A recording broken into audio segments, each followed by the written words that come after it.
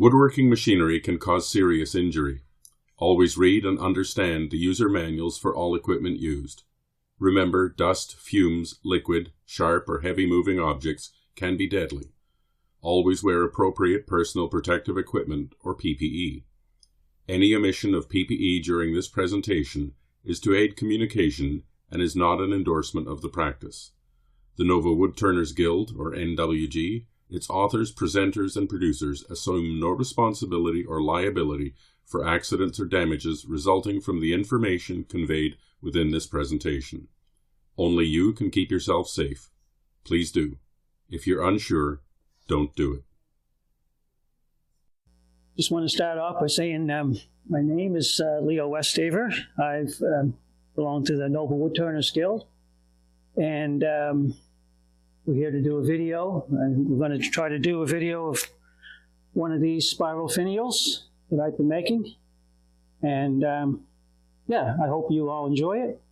And I'd like to thank Richard and Dave for coming, taking their time to come here and take this video for us. So hope you enjoy it. So we're going to start out, I think we're going to try a piece of maple. So I've got it ready to go in the lathe. So I'll put that in here.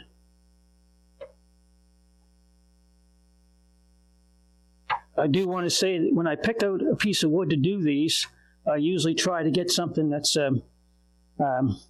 free of knots. It's usually a pretty clear piece, and the grain is relatively straight. So just because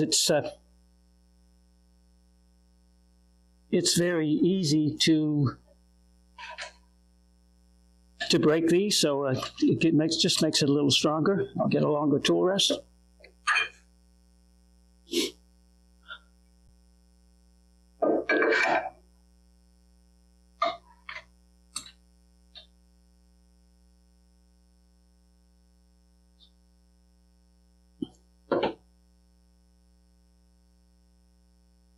There we go. All right, we'll start by getting this thing down to a cylinder.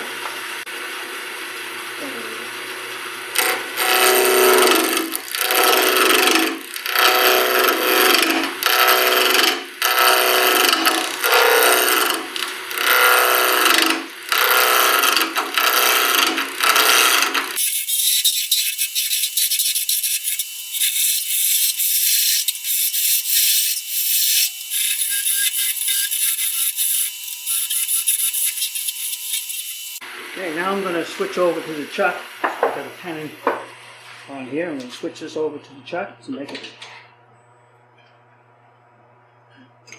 The chuck is just easier to work with than these centers, once you've got a tenon on it.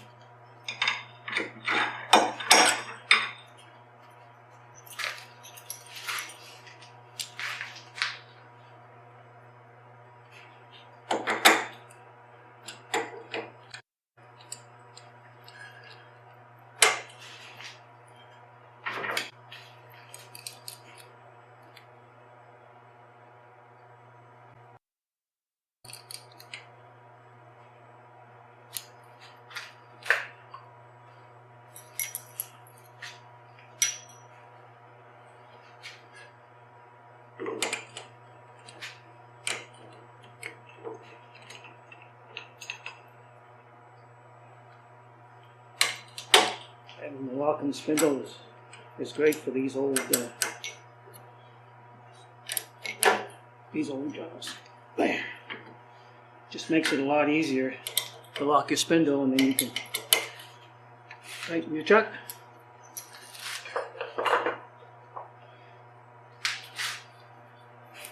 All right.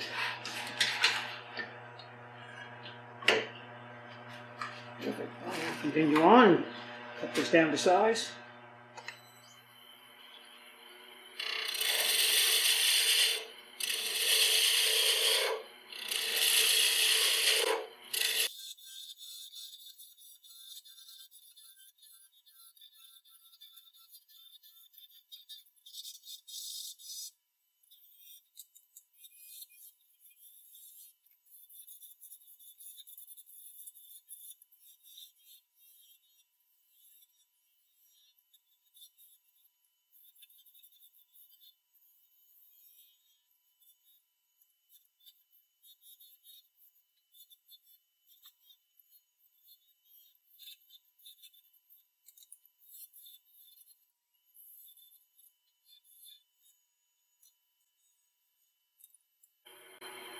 I'm just trying to decide where I want to, how long I want to make the area where I'm going to make the spiral. So I think I'm going to go somewhere.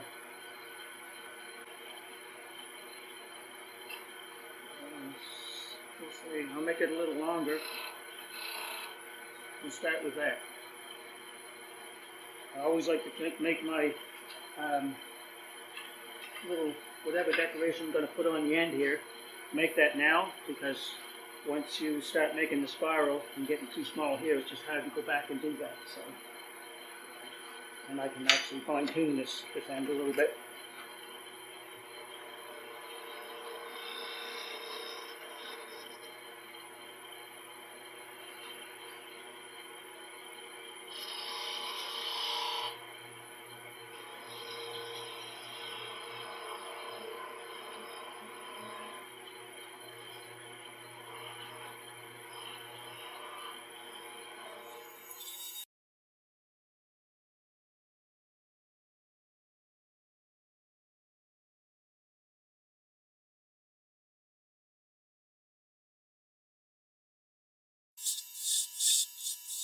I won't go too fine here because I need some extra material here, so when I'm working on the spiral, it doesn't break in here.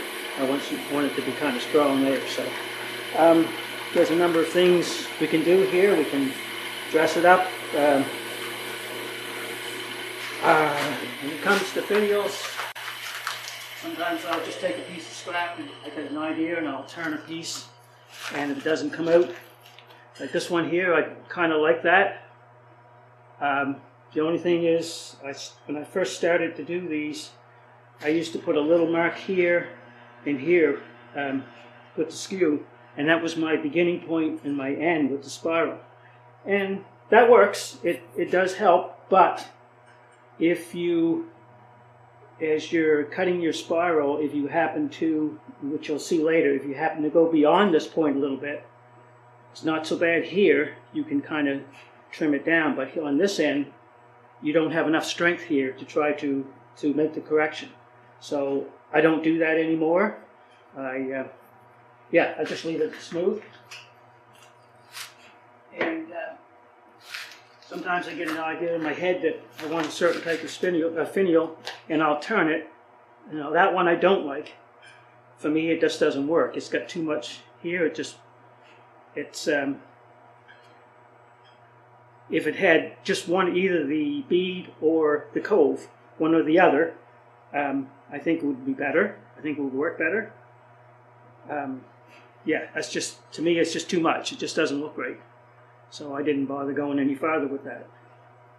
So that's what I usually do, is just take a piece of scrap and I'll just play around and turn my finials, what I like. And gives me an idea where I'm going, because I don't have any idea. I don't bother myself with trying to remember, okay, this needs to be the same as this, or this needs to be 2/3 the size of this, or whatever. I don't get into that. I just turn a finial, and if I like it, then down the road, that's what I use.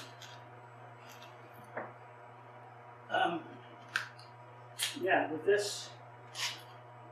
this one I kind of like. It's just got enough going on here. I don't know if I'll even bother getting into that. I might just leave this out and just turn this in this for today. I think that's where we'll go. See how it looks. See what we can do with it. I think the main thing we want to do is do this spiral and see how that's going. I'll just stand this up a little bit here, just to pretty it up a little bit.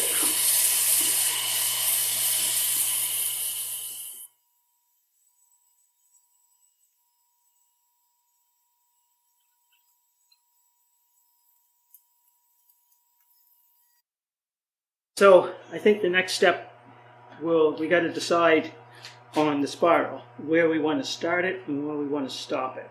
And like I was saying earlier, I used to just take the skew and do a little mark, and that's okay, but I'll show you later why that is not such a good idea. So I think what we'll do for today, we're going to start a spiral, let's say here. Maybe we'll go a little higher, right there. And we'll end it right around there somewhere. So that's the beginning and the end of the spiral. So now we've got to lay out the spiral. So we got to decide, I have to decide how far I want to take the spiral. This one's getting dusty. If I want to go a quarter of a turn, if I want to go around farther, even the whole turn. I kind of like this, quarter to a half a turn. It kind of, and how many, I guess you call these individual spirals, whatever they, anyway, how many of those we want. I like to do 4. That's just my own personal preference. You can do 6 if you want, and if you think 3 looks good, you can do that. But 4 seems to work for me, so we'll do 4 today. So what I'll do is I'll divide this up.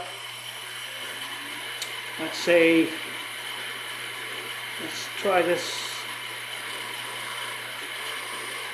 Divide that somewhere in the center. Now, I used to measure these and try to get exact. I just go by eye now. You don't really have to be that precise. I mean, your eye will give you a pretty good indication on where you want to divide this space up, like in 2. If you wanted to go farther around, you can do 2 lines here and make more divisions. We'll try this and see if it works. If it doesn't, we'll send it off and do more. So this lathe comes with an indexing head, which is very convenient for doing this, but you don't need the indexer. You can use a pair of dividers, and you can work it out equal number of spaces, and you can lay out your spirals there. I happen to have the indexing head, so we'll use that. And this one has 48 divisions. So if I'm using 4, I'll be doing every 12. So I'm gonna, a little bit hard to see here, but there. We'll start out with 48. There. So in the center. And we just make a horizontal line. And then we go to 12.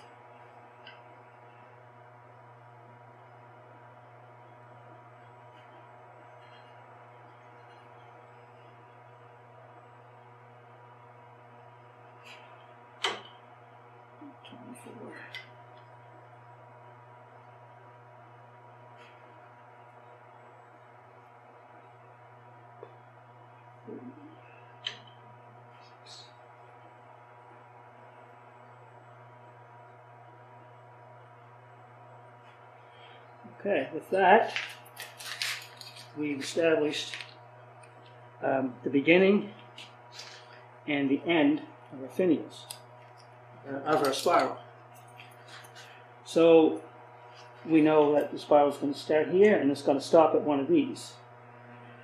So what I do now is I find the center of each one of these rectangles. And again, I used to measure with dividers and try to get exact, and you don't need to do that. I usually just take my eye and pick a spot where relatively close to center. And these are just a guide. You don't have to. What they're for is when you make the one spiral, it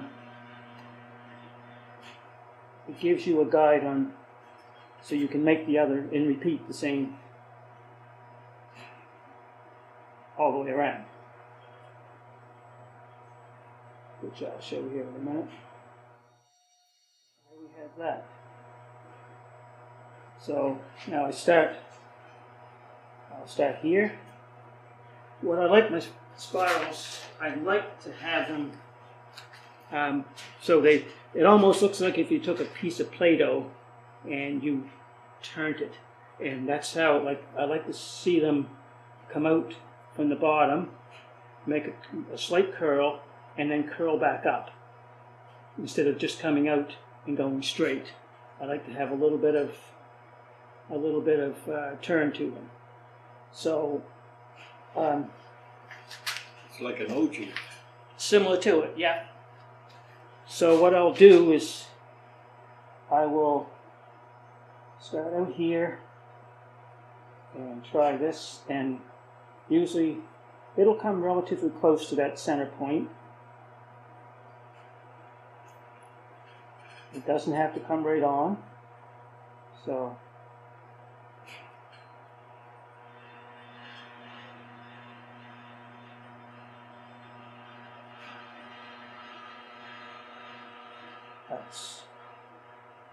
that's pretty close to center. Now I'll come up here and do this one.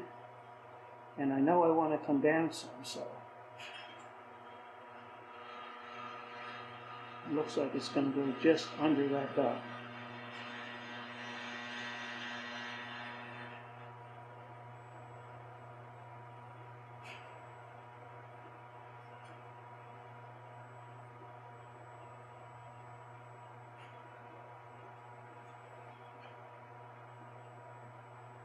And in the end, as you're sanding, you can fine-tune these. Once you get rid of all the excess wood, then you can fine-tune these as you go along. So that's coming out here, and it's kind of tapering off, and then it makes a curl and goes up to this one. So I guess that's about a quarter of a turn. So I'm happy with that. That's okay. And you can refer back to the other one to get these relatively the same, or as close as you can get them.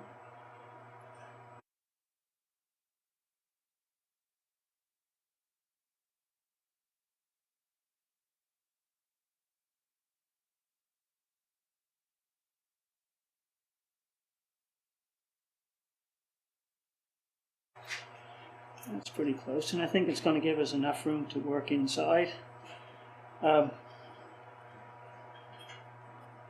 What I usually do now is I'll make them each one of those a little bit wider.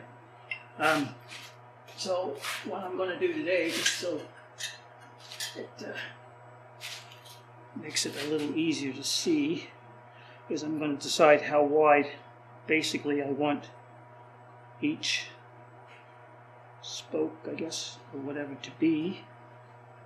I guess you'd call these each individual one spiral as well. So there, that'll be probably the width. We'll start. I usually make them a little bit wider, and then as I'm sanding, I can sand them down to what I want. You just got to remember, when you're sanding, it's tricky, because if you sand too much, you can't add wood back. You can only take it off.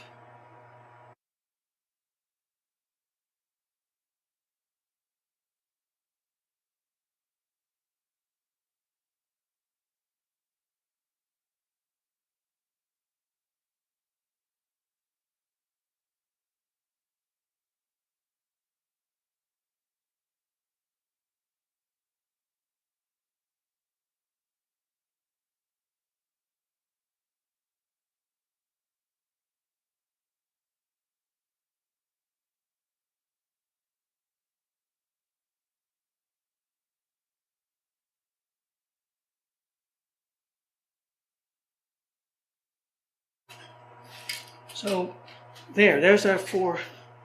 You can color these in if you want, just for extra visibility.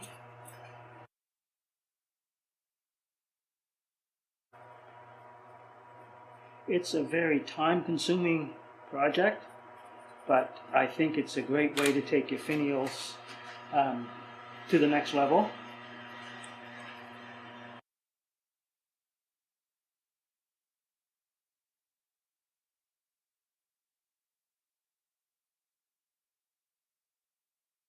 It's going to give us plenty of room, I think, to get in there and have this out.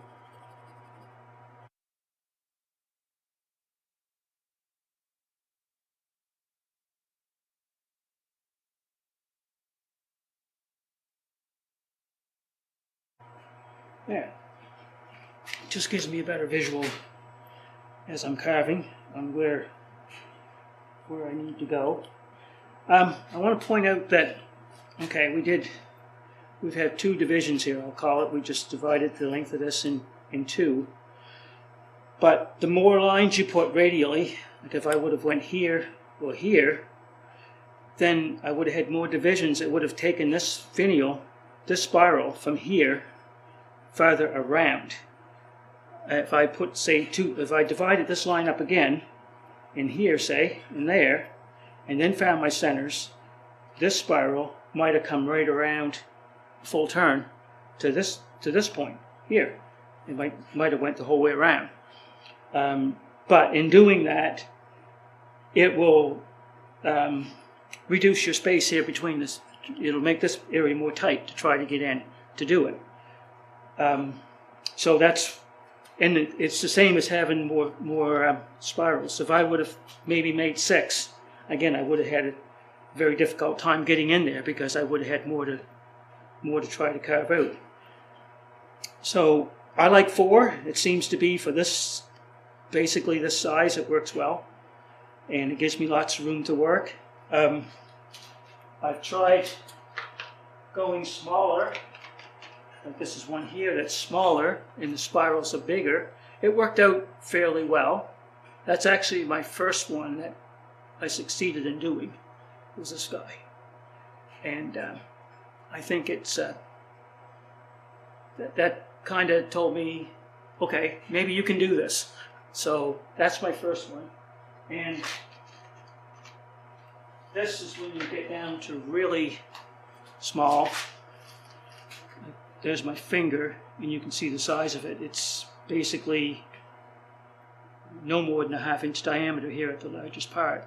This one's not finished yet. Still got some more sanding and pieces to do to it.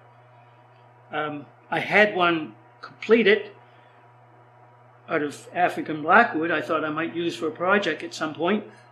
And I set it up on the shelf and had it there on display. I was pretty proud of it.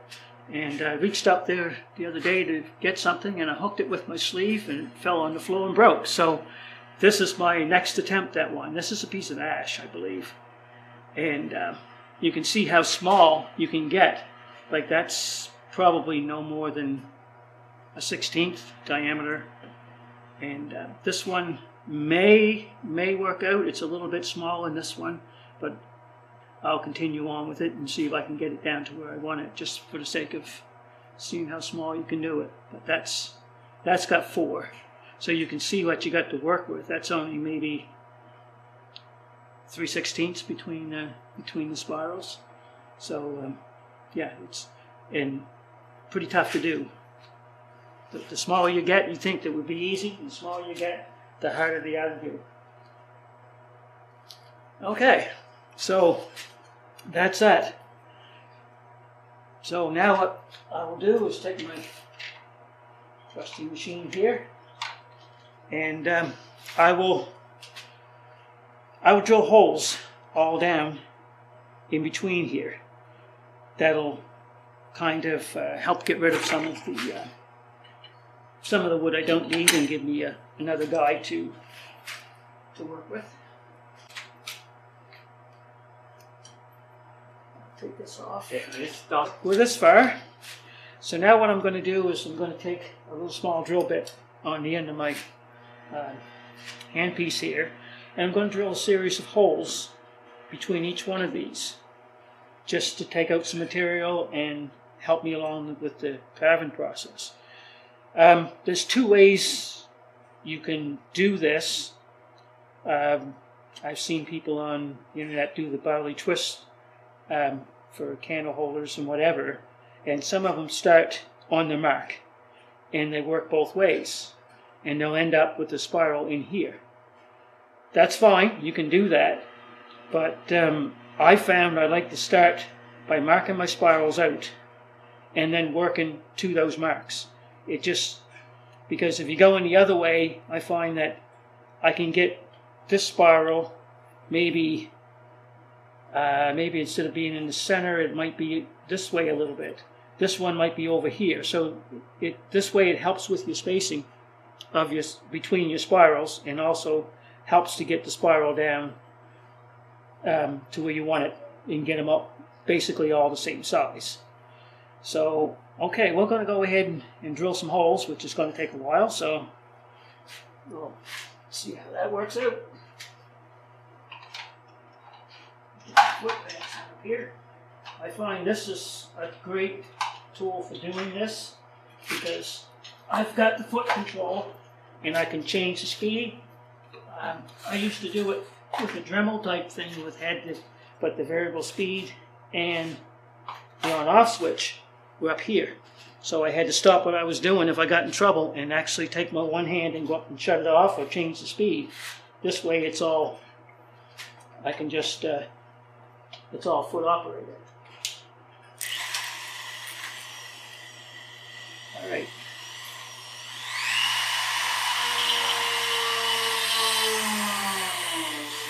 There's no set pattern. Just drill some holes.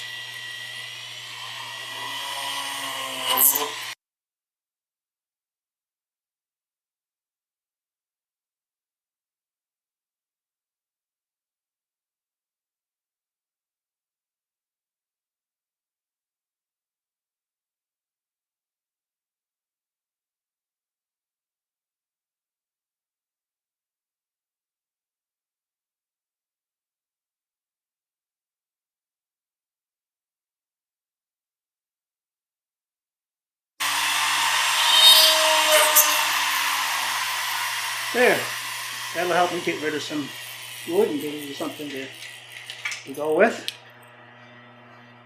A few different bits here that I use. I like to use this type. It's more like a rasp.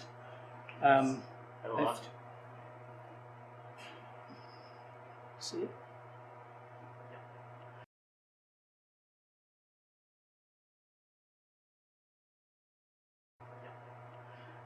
I find that it's less aggressive,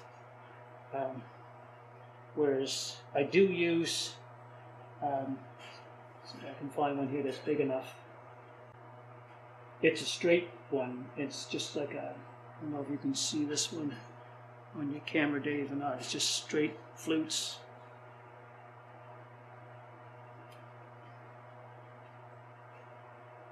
It's a little carbide cutter. It's just got straight flutes. I use that on my small ones, but I find it's a tendency sometimes it wants to kick back if you're cutting in the wrong direction.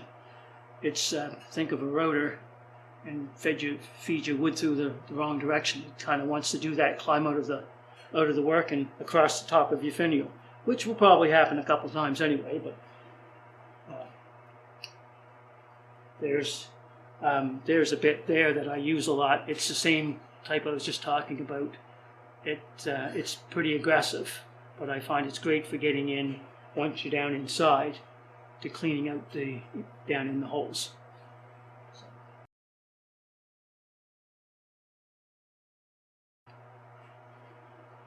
We're going to start off with this guy. I like this bit because it's got a long cutting surface. I've got some shorter ones there, and they're great for the small finials, but once you get down inside, you need something that's got some longer reach, and this is a good bit for that. I should mention also that you don't realize how much sawdust is coming and dust is coming off of this little bit. It's so I won't today for the purpose of this video, but you should definitely wear a dust mask of some type. I've got a respirator I use because there is a lot of fine dust and you don't really know it. You don't see it as much, but it's fine dust. So for safety purposes, I would suggest you wear some type of a dust mask. So what we're going to do is we're just going to grind this out just join the holes and grind and get rid of all of this excess wood. This is quite a time-consuming process.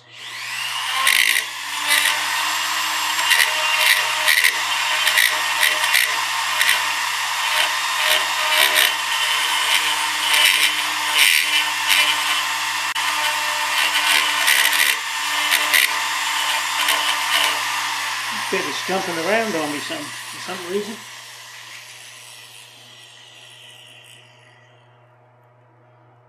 Shorten it up a little bit.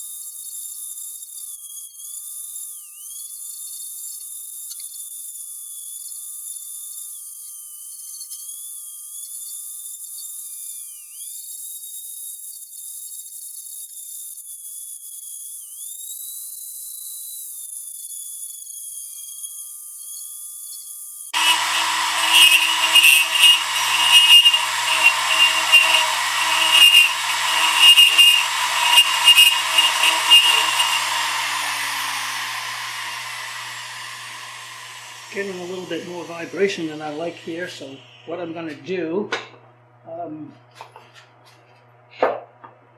had this little piece that I made that screws on my center. I don't know if this will help or not. It's just a little finial support. It's got a hole drilled in the end of it, and I put a little rubber. I found a little rubber piece, and it's got a hole in it.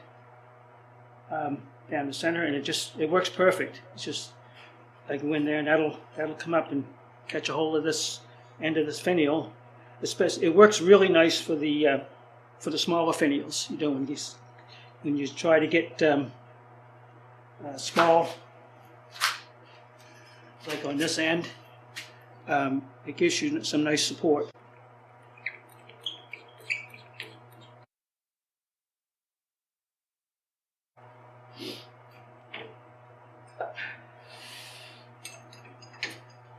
I can go back to the smaller. I like to use the tool rest and rest my hand on it, and then I can use both hands on the handpiece. It just gives me a little more control.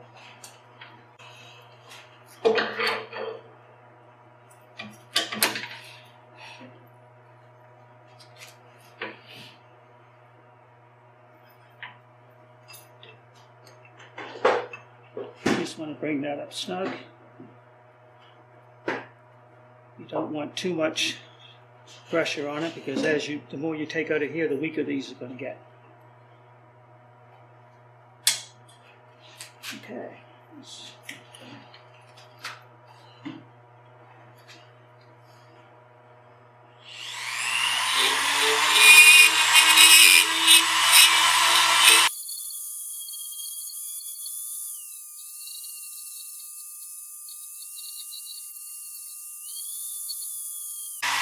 I won't worry about getting too fancy yet. I'm just trying to get rid of this wood in the center, so I got something here to work with.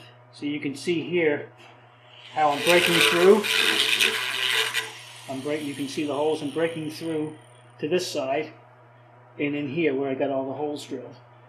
It looks kind of ugly in there, but I've got one here that I've turned, and it had a little bark inclusion.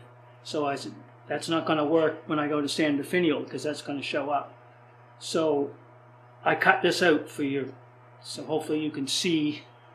I don't know if you can get that on your camera, Dave. You can see down in there. It's pretty ugly, but that's basically what it looks like inside.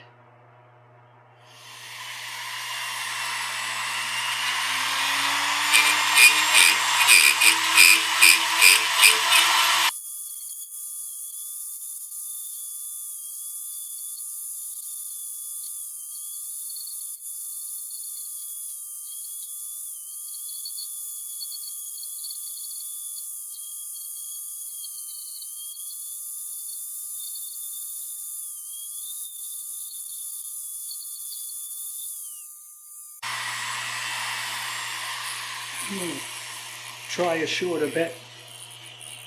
See if that'll take some of that jumpiness out of that thing.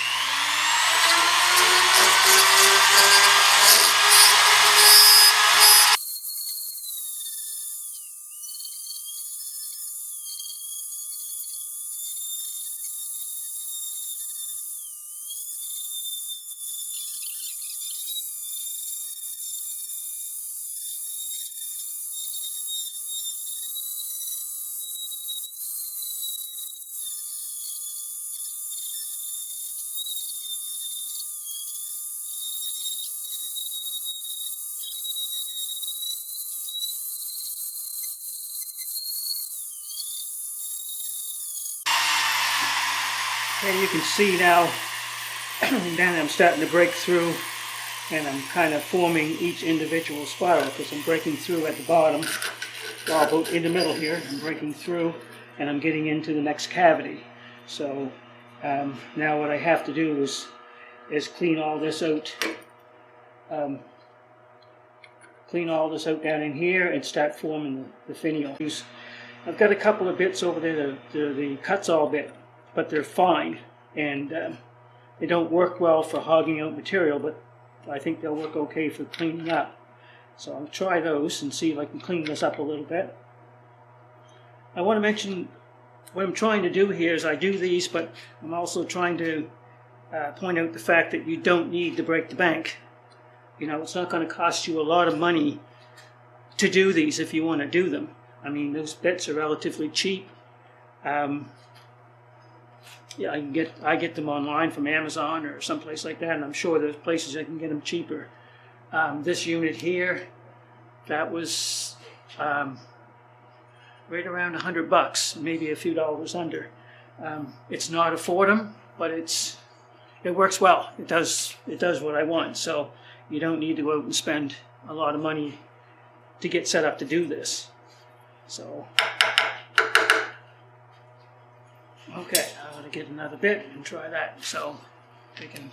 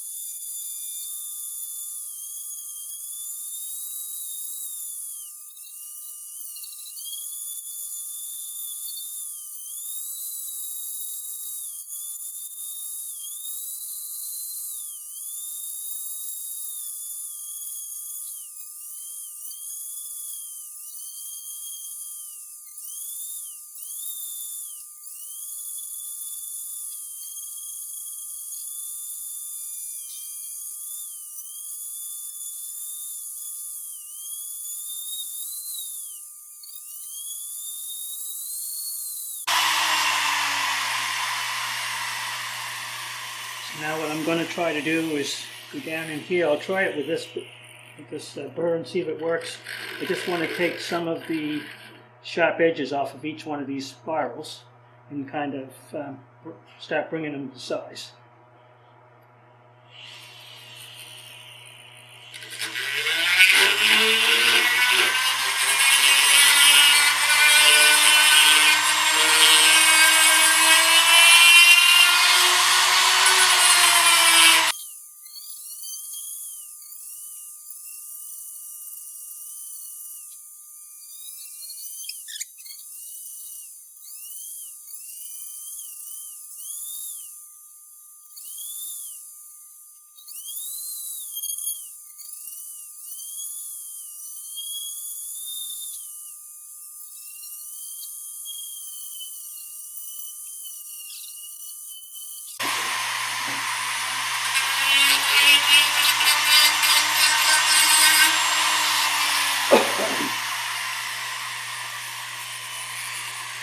I'm trying to do is get in here where these spirals join the top and the bottom and just clean out in the center. Down in here, just get rid of some of this excess in here.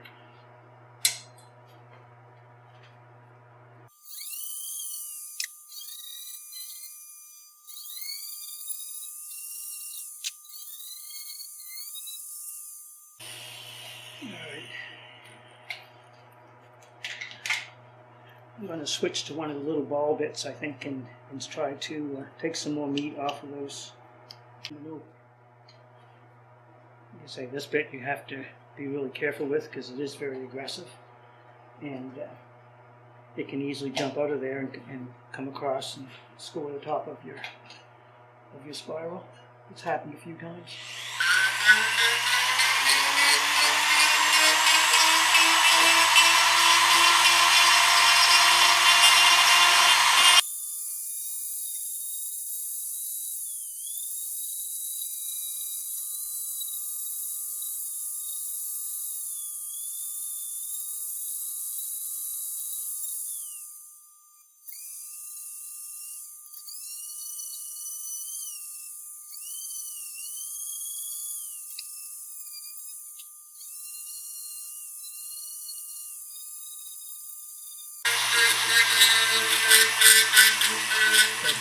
At the bottom end of these spirals down here, I can get my bit in here and take the edge off of these.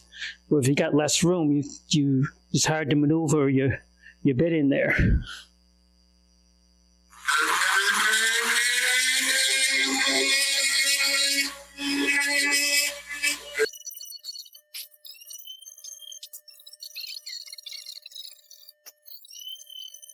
Okay, I think what I'm going to do is just start with the little burr here, just try to reduce these down a little bit more, and then we're going to get into sanding them out.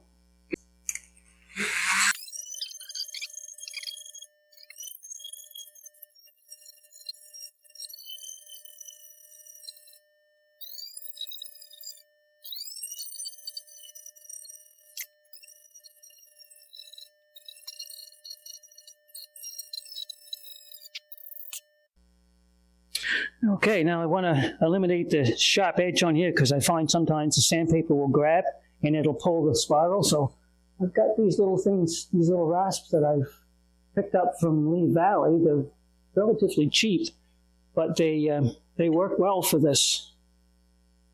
You can just put them into just little finger rasps.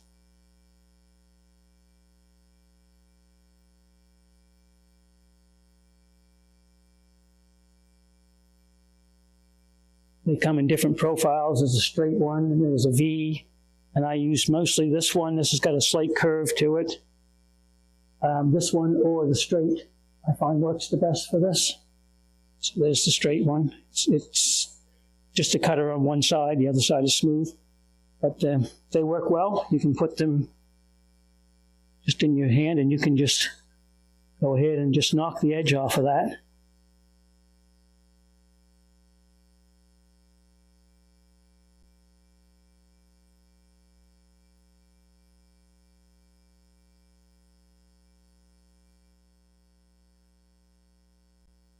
At this point, it doesn't take a lot to break these, so that's why I try to take as much sharp edges off as I can before I start to sand it.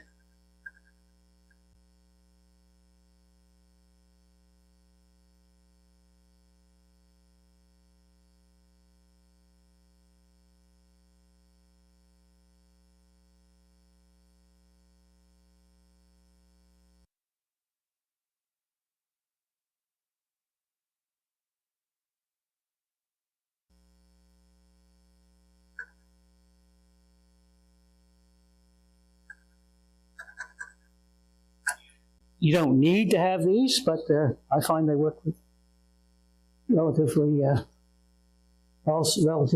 Also, I got these little needle files here. They're just diamond files. I got them from Amazon, and they work excellent. There's different profiles you can get. They come in a set, and they're only a few bucks from Amazon. they work great too, just to knock those edges off.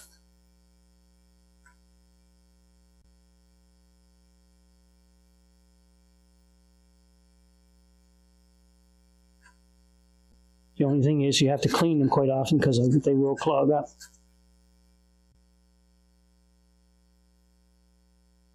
I've also got, if you want to use a machine, I've got various, you can get these, they come with any kits, they're just little diamond burrs.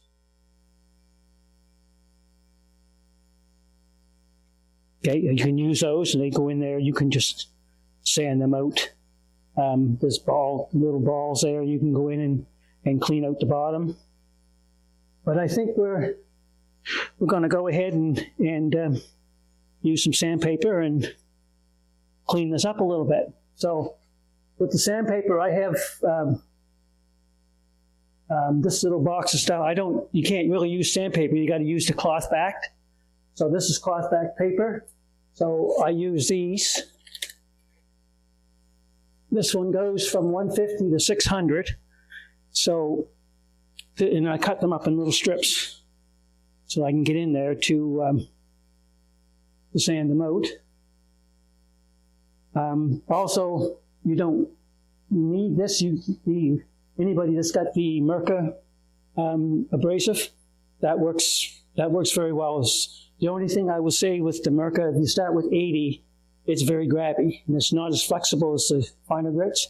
So, okay, we'll try this, start with this one. This is the 150.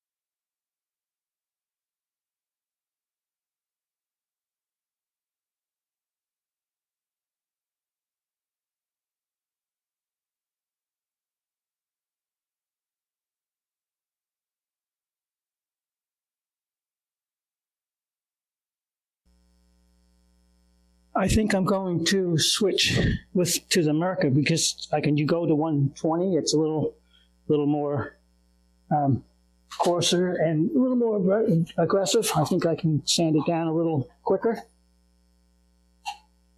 Oh, I've got some here already cut. Okay, try the 120 here on this.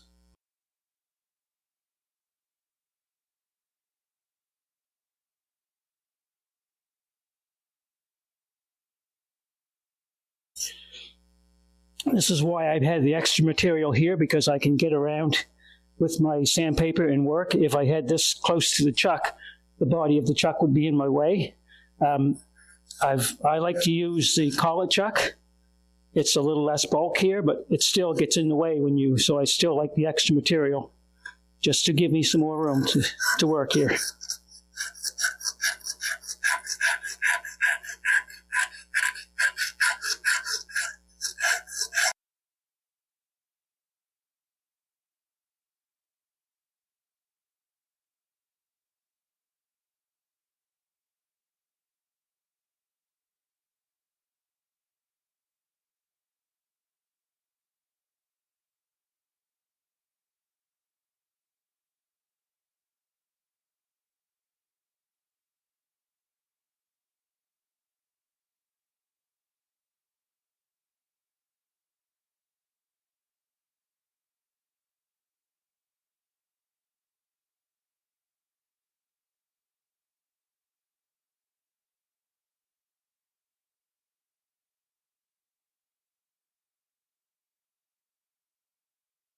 I use a narrower piece to get in here a little bit to clean this up and where it starts.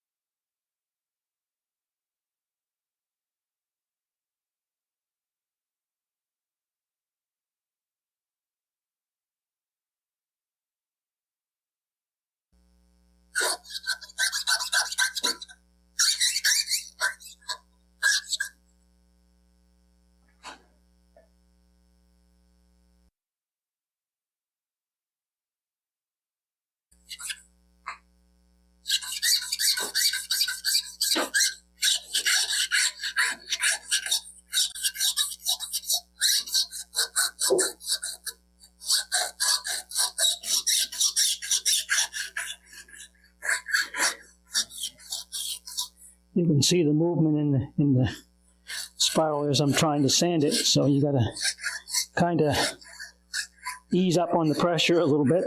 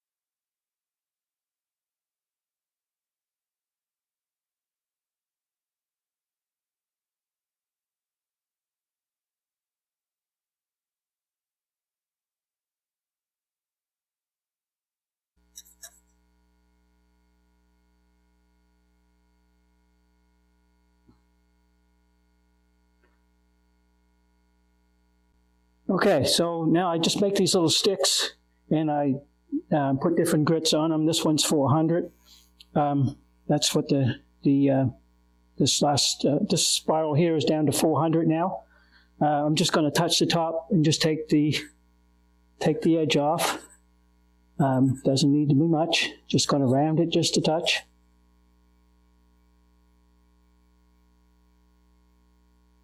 Smooth the top off there a little bit. Is when you put the paper in and then you do a complete wrap, you can get quite a bit of tension on this little spiral. So I try to avoid that. I do it some, but then I just dress it up a little bit here on the top with some 400.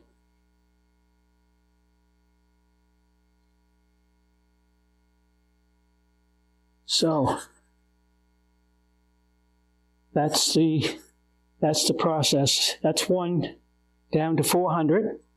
Now we've got to do the other three. And yeah, so we start off with some sandpaper and continue on doing the other three. All right, so here we are sometime later. We sanded all the pieces down. Got the gaps pretty darn close to being the same and the size of the spirals. So now let's proceed and put on a die. And I usually use an old, either a piece of cardboard or an old pellet bag, and just to protect the lathe. And this is what I use to die. It's the Phoebing's leather die. I like it because I think it's an alcohol-based dye, and it doesn't raise the grain. It soaks in nice. So we'll go ahead and I better shake that up a little bit.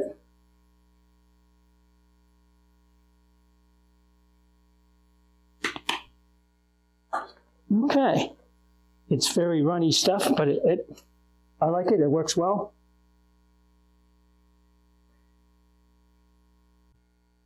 A little bit goes a long ways. You can see it's very delicate there.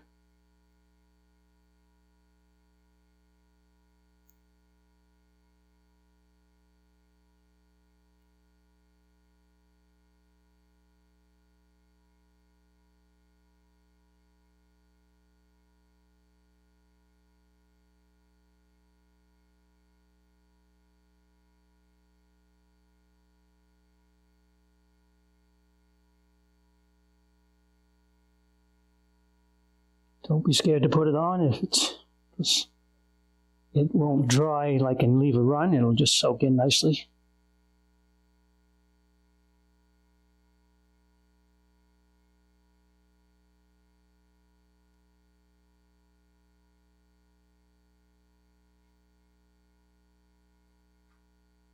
I've got a little smaller sponge here I'll use for that.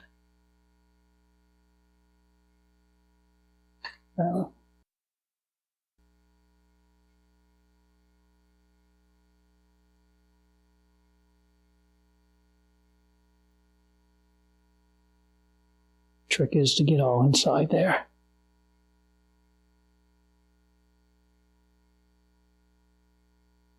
Get it all covered.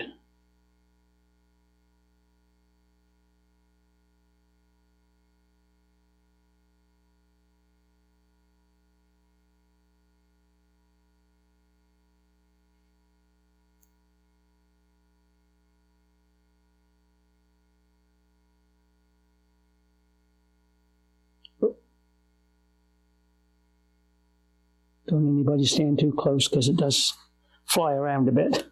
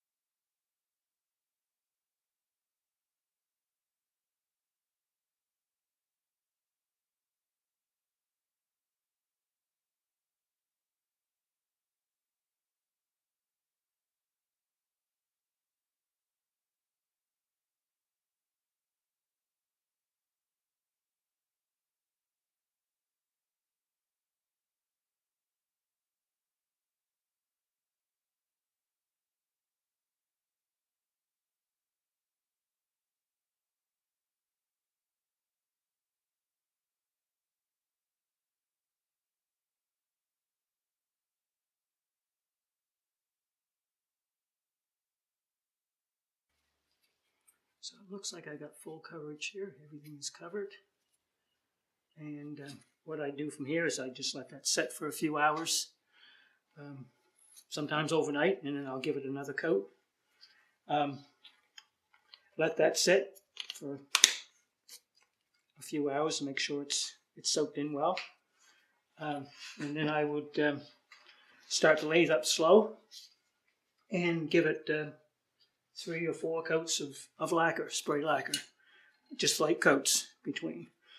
I've tried different finishes over this, and I found anything like a wipe-on finish, like a wipe-on poly or anything like that, just softens us up and it gets runny again, and you're back to almost, you can see the grain through it. So I just stick with lacquer. It seems to work for me. So this is one that I've done beforehand, similar to that one. And that's it with, I'm not sure now, probably at least 3 coats of lacquer, maybe 4. And it gets a nice shine. It just, yeah. So that's the finished product once it's sprayed with lacquer.